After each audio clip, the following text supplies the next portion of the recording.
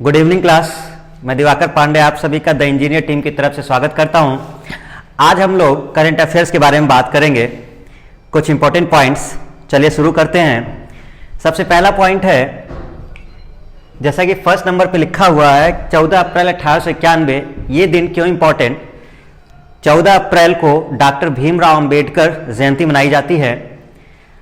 14 अप्रैल 1891 को इनका जन्म हुआ था महो नामक स्थान पर, जो कि अब एमपी में पड़ता है। वो ब्रिटिश इंडिया के समय सेंट्रल प्रोविंस में पड़ता था। आज की डेट में ये एमपी में पड़ता है और इस दिन जन्म हुआ था, इस वजह से इसको हम लोग डॉक्टर भीमराव अंबेडकर जयंती के रूप में मनाते हैं 14 अप्रैल 1891। दूसरे पॉइंट, अगर हम लोग इनके पिताजी की बात करें तो भीमराव अंबेडकर के पिताजी का नाम रामजी मालोजी सकपाल और माताजी का नाम भीमाबाई सकपाल था। दूसरा पॉइंट, ये 9 भाषाओं के जानकार और काफी मेधावी स्टूडेंट में से एक थे।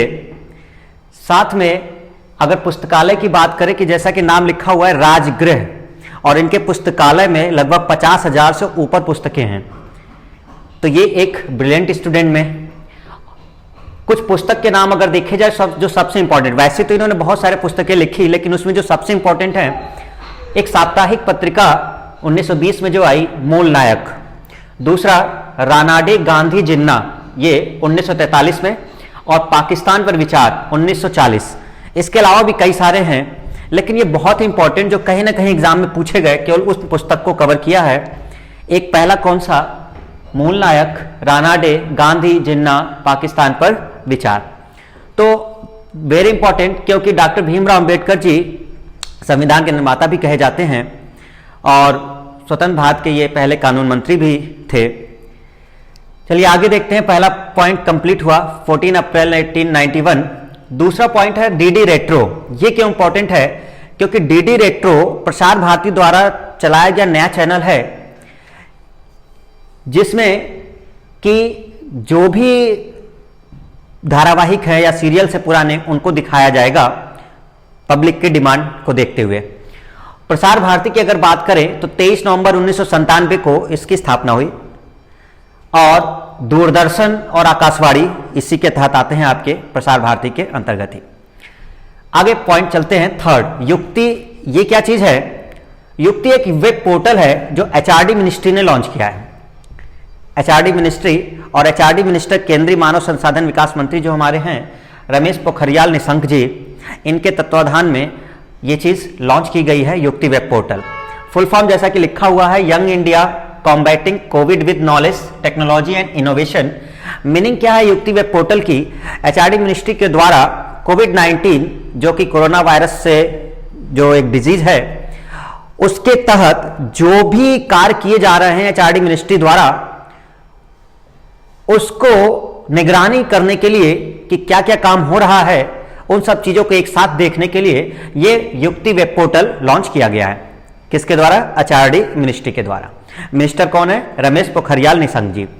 नेक्स्ट पॉइंट है उन्नयन ऐप। ये क्या है? उन्नयन ऐप बिहार और यूनिसेफ द्वारा संयुक्त रूप से बनाया गया है। यूनिसेफ एक संस्था है बच्चों के लिए। असल में सेकेंड वर्ल्ड वॉर के बाद, द्वितीय विश्व युद्ध के बाद, जो बच्चे और महिलाएं बहुत पीड़ित थे, तो उनकी देखभाल करने के लिए, उनको सही तरीके से सुचारू रूप से चीजों को प्रोवाइड करने के लिए इस संस्था की स्थापना की गई, यूनिसेफ की, 11 दिसंबर 1946 को। शुरुआत में ये अस्थायी रूप से था, लेकिन कुछ समय के बाद इसको एक स्थायी संस्था का रूप दे दिया गया था।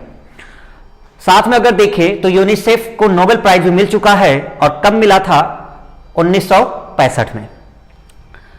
सरकारी स्कूलों के बच्चों की पढ़ाई हेतु ये ऐप लॉन्च किया गया है बिहार और यूनिसेफ के द्वारा। ऑडियो विजुअल दोनों रूप में ये होगा।